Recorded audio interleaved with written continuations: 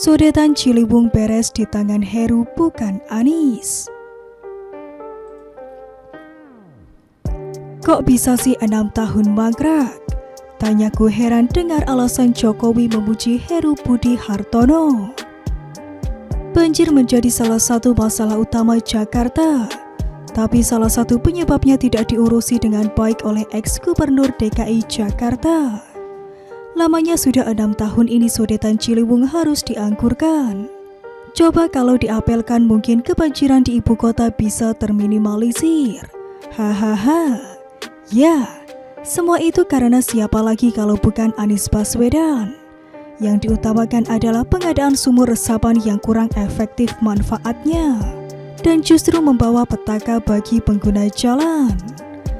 Tempo lalu jalan yang dijebol untuk sumur resapan nyatanya harus mengakibatkan truk terperosok karena rodanya ambles saat melintasi penutup sumur resapan itu.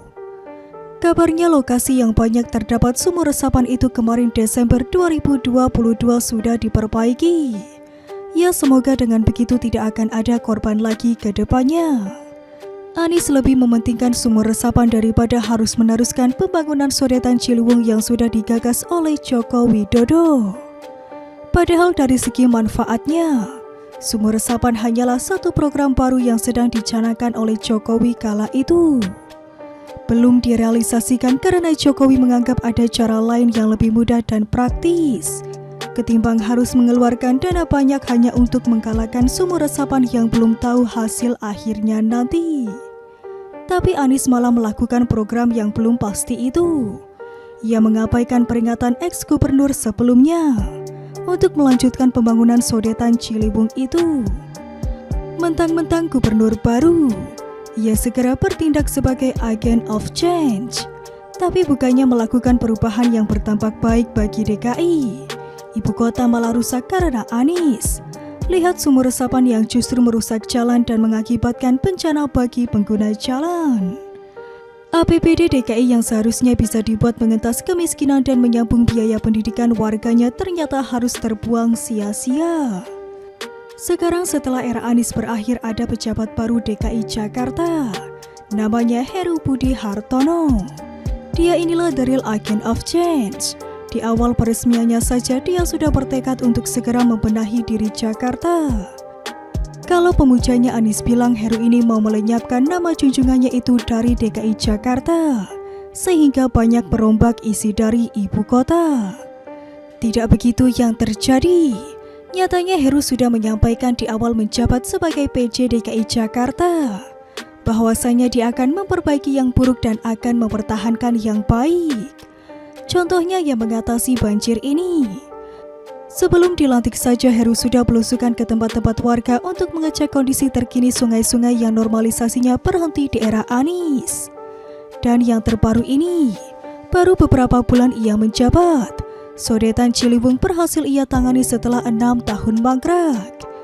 Saat ditarik benang merahnya, masalah utamanya ada pada pembebasan lahan. Tahu dong, masalah itu adalah koordinasi antara Pemda dan juga sang gubernur. Anies tidak mampu melakukan pembebasan lahan tapi tidak dengan Heru.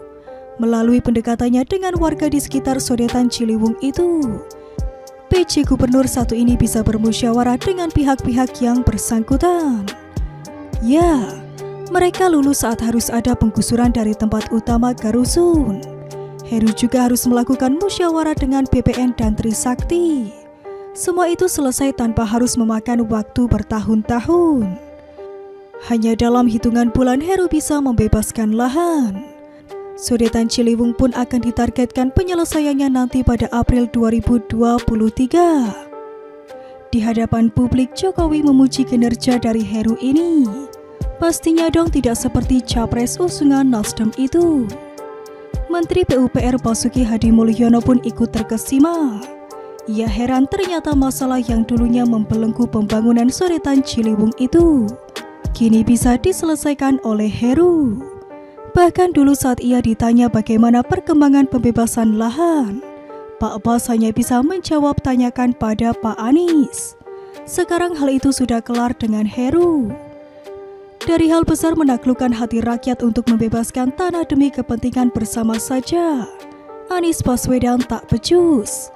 Apalagi nanti saat dihadapkan dengan situasi pembangunan yang besar, bisa-bisa semua mangkrak. Atau justru dia akan mengerahkan bodyguard-bodyguardnya untuk bertindak kasar dengan rakyat.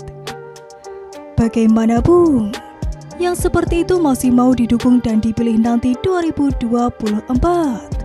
Kalau saya sih enggak aja. Hehehe.